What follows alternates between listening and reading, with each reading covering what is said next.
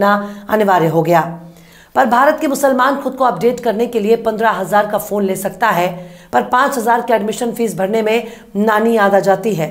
School कॉलेजों में भेदभाव के शिकार भी मुसलमान होते जा रहे हैं। इनके पास ना तो कोई सामाजिक लीडर है, ना ही पॉलिटिकल लीडर।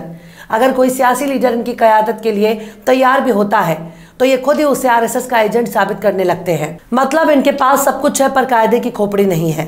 बच्चों को हायर एजुकेशन से बिल्कुल दूर रखना चाहते हैं। खासकर लड़कियों के मामले में मुसलमान दिन ब दिन पिछड़ता जा रहा है।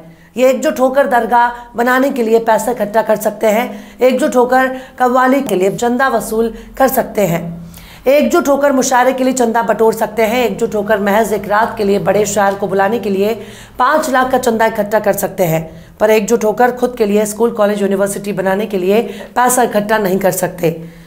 फिरका परस्ती के नाम पर आपस में लड़ाने वाले मौलाना की तकरीर के लिए इनके पास पैसा है, पर अपने बच्चों को पढ़ाने के लिए ना तो इनके पास पैसा है, ना ही हौसला। एक फर्जी मुकदमा अगर पड़ोसी पर दर्ज हो जाता है तो हफ्तों तक मोहल्ले वाले उसके घर की तरफ नजर उठाकर भी नहीं देखते। यह है मुसलमानों का हाल। यूं ही कोई बुलडोजर लेकर नहीं पहुंच जाता। मुर्दों के बीच हर चलने फिरने और टोपी लगाने वाली लोग जिंदा नहीं कहे जा सकते। जिंदा होने के लिए जिंदा नजर आना भी जरूरी है। इनके पास सब कुछ है, पर इकट्ठा होकर अपना नेता चुनकर संसद और विधानसभा में पहुंचाने की ताकत नहीं है। अगर मुसलमानों के बीच से कोई एक नेता खड़ा हो जाता है, उसको गिराने के लिए खुद इन्हीं के बीच से एक और मुसलमान खड़ा होकर मुकाबला करता है।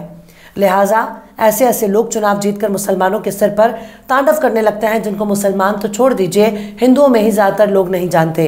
मतलब आपस में लड़कर ये दूसरों को जिताने में यकीन रखते हैं, पर औकात नहीं है कि खुद का कोई नेता चुन सके जो इनकी सदन में आवाज पहुंचा सके। इस वक्त मुसलमानों ने बस एक ही महारत हासिल कर ली है, और वो है थाना।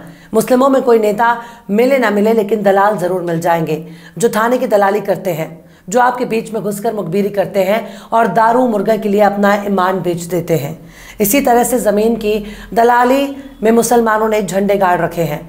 अगर शहरों की बात की जाए तो इनको पैसे की इतनी हवस है, ये दाढ़ी टोपी कर दलाली करते हैं ताकि दूर से कोई भी इनके बहुत बड़ा मुत्तकी और परहेजगार आदमी समझे, पर इनकी दाढ़ी के पीछे सारे ऐब छिपे हुए हैं। मिसाल के तौर